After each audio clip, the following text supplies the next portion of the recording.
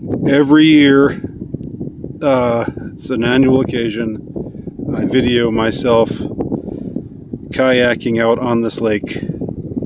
And last year, you go back to July of 2021, you'll see a video of me kayaking on the lake discussing certain details of American Psycho, the book, which I had just read, the audiobook, which I had just read on the car on my way out to this place. And where is this place?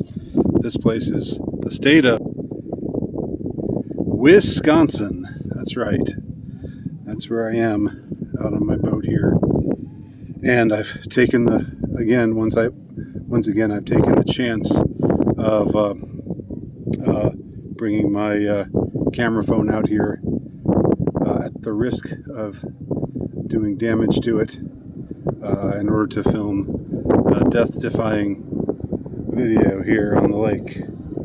I'm here in the state of Wisconsin, and something interesting that happened just a couple hours after I crossed the state line. I got this thing on my camera phone saying something like, and I took a screenshot of it, so I'll post this on my Instagram page. But it was something like, if you want to stay informed about who you've passed, who you've been around, who has tested positive for you know what, then activate this. Don't delay. Activate this service, this program. And I said, no, fuck no, go away. And then there was something that came on after that saying, are you sure? This is the only way you'll be able to know if you've encountered someone who is C positive. And I said, fuck off. And I said no, and clicked on out of there, but took another screenshot. So I don't know what's going on here within the state of Wisconsin, because all the other states that I passed through to get here, I drove out here. It was a road trip. I don't recall getting any other notice like that. So is Wisconsin like a test case for where they're trying out this contact tracing thing? At least at least it's voluntary. At least it's not just, well, you're here, so we're gonna follow you. We're gonna, in the interest of public health, we're gonna do this. But anyway, I didn't really want to talk about that. I just wanted to mention it in passing. I was listening to Nama Cates' Incel podcast. Some of her guests are more interesting than others. Some of her topics are more interesting than others. I don't mean that as a put down of anybody, but just it's just my own whims, I suppose. Whatever is floating my boat. Interesting, appropriate metaphor to use here. And the last guy that I heard really did float my boat in that he interested me.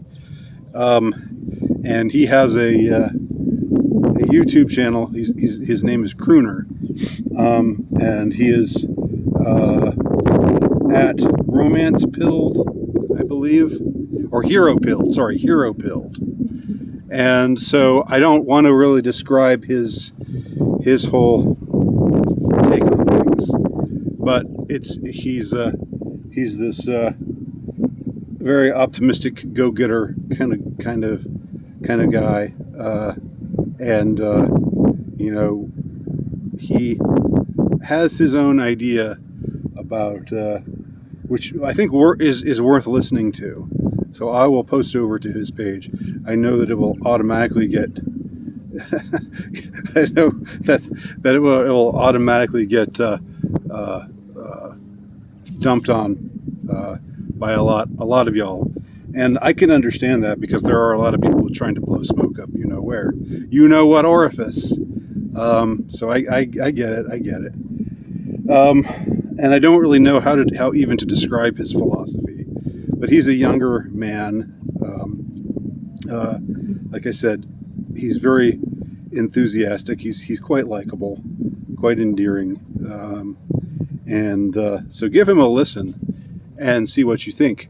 But I wanted to contrast his take, what I take to be his take on this subject of being hero pilled, which is sort of like taking a hero's journey approach instead of just being down, instead of just being grouchy and crabby, and being a crab in a bucket who wants to pull all the other crabs down with you. Which I agree, that's not a good thing, and that's part of why I'm against being black-pilled. But what I wanted to contrast that with what has always been my take on the way out of this conundrum of just lingering in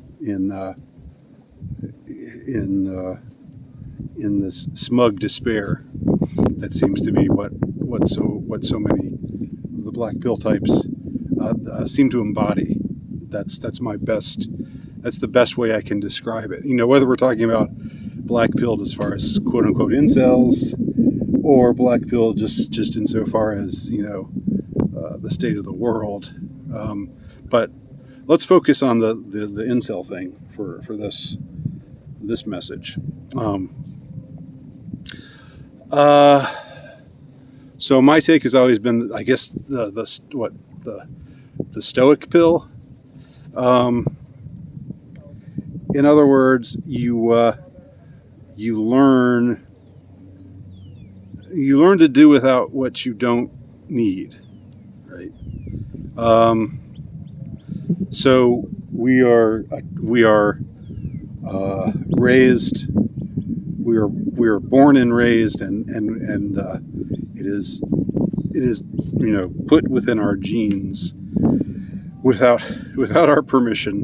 But that's the way it goes. You're born without your permission as well. You're here. You're alive without your permission. And when you die, unless you die by your own hand, which I'm not saying you should do, that will also be, well, I guess you can give permission to that. You can say, all right, I'm okay with it. Take me, but it's going to happen one way or the other. That's my point. You can be at peace with it, but it's not something you have any say about it happening. You have some say about when it happens, but not about that it's going to happen. So we don't have a say about being, attracted to women. We don't have a say about that. We don't have a say, like I was talking about in my last video. The whole thing about rock stars are not like you and me. We are, we don't have a say about finding attractive women attractive, however we define that. But maybe it's just not bound to be. Maybe it's not maybe in spite of there being a desire for it, every desire does not have a corresponding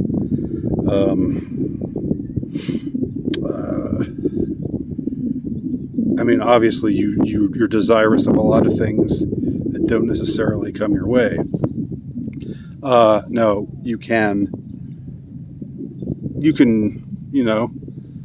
do things to try to make it happen, but if it's not going to happen, then it's not going to happen. And if you are a quote unquote incel, and I don't use that term. I really don't like to use that term anymore, just because it's become so freighted with negative,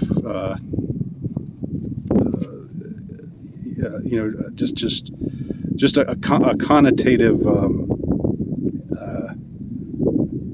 heaviness that I don't think has always been a part of that term, but it's come to be. And I've expressed my dislike of the scapegoating of incels. I've expressed how those who are at the very bottom of the social hierarchy people think it's virtuous to kick them. It's not virtuous to kick the people who are at the bottom end of the social hierarchy. That doesn't make you a good person. So I've talked about that before. But okay, if everything has to be pilled, right? Everything has to be so and so pilled, at fill in the blank pilled.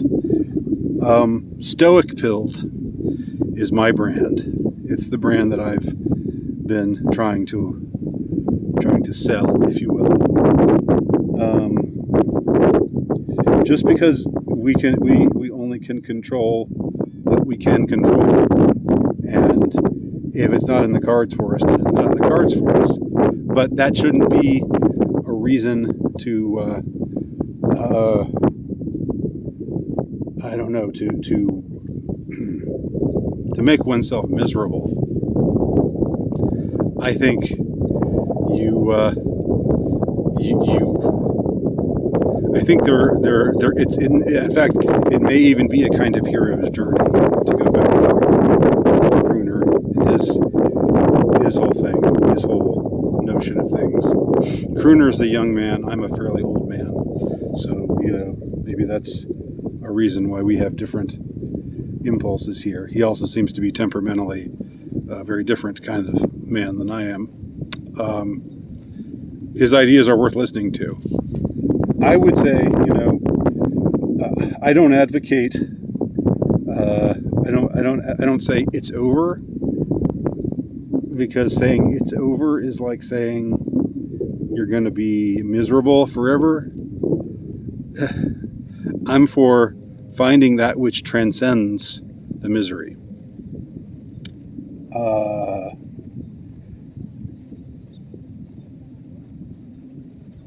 And that's what Stoicism is meant to be all about.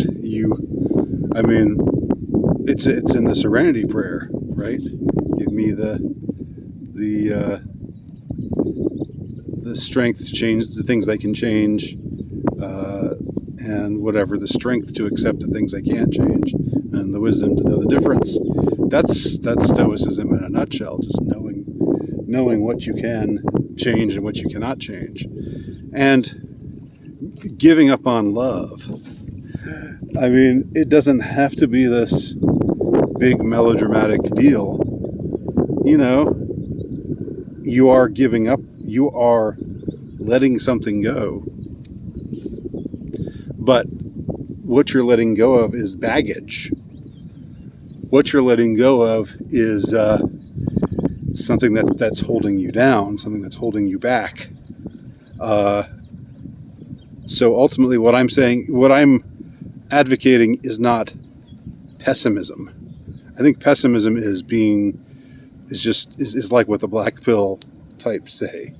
You're gonna want it forever, and you're just gonna be miserable forever, and that's all there is to it. And anything else is just a cope.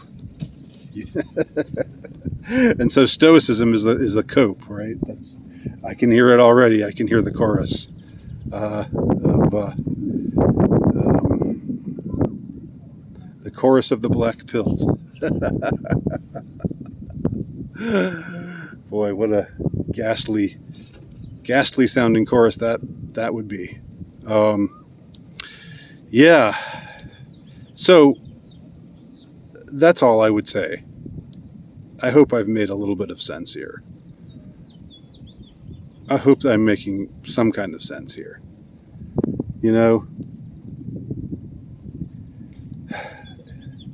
You give up what isn't yours, just like some of us are never going to see a ton of wealth in our lives. Some of us will never get to visit Antarctica. Some of us will never get to go to the moon or go to Mars. I'm being a little silly with the examples, but it used to be that the way things were set up in the Western world, it was much easier under monogamy, when monogamy was was the default. It was okay. Keep your hypergamy in check, or else you'll get called sluts and tramps and what have you.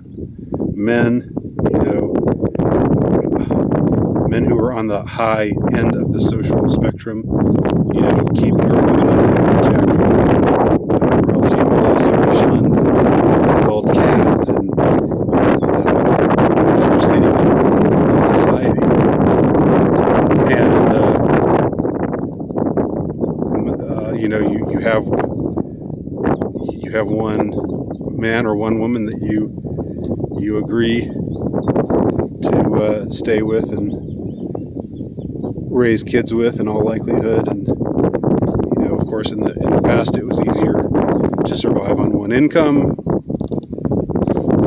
but that's not right now. That's not the past. It's not.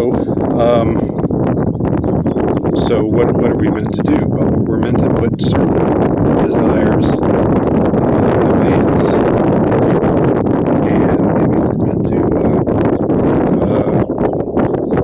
take advantage of the things that we can take advantage of, that maybe the men in the 40s and 50s couldn't take advantage of. It's never a zero-sum game. It's never all or nothing. Things were better in the relations between the sexes. Things were better. People were much happier. Men and women alike were much happier when things were saner before the onset of the sexual revolution. But on the other hand, there are opportunities that we have today as men that we didn't necessarily have in the past. So whatever that might be for you, whatever shape it might take, whatever form it might take, and it's not to rule out the possibility. I mean, I'm not saying definitively renunciate the possibility of ever having a wife. But if it's not looking like it's in the cards, then don't. You can do better than to let them make an idiot out of you. You're not a dancing monkey, right? You shouldn't act like one. That's what simping is. You got to do better than that. Don't chase them. Don't chase women. That would be my counsel, which may run very much counter to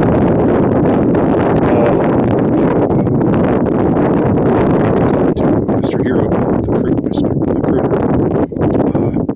But you can watch his stuff and listen to this video and decide which between the two of us you would prefer. In both of our defense, we do at least point a way out of the black pill lifestyle, which is cancer. So those are my thoughts, and I'm sticking to them. Let me know what your thoughts are, if you wish to, below. And I'm still on a boat, y'all.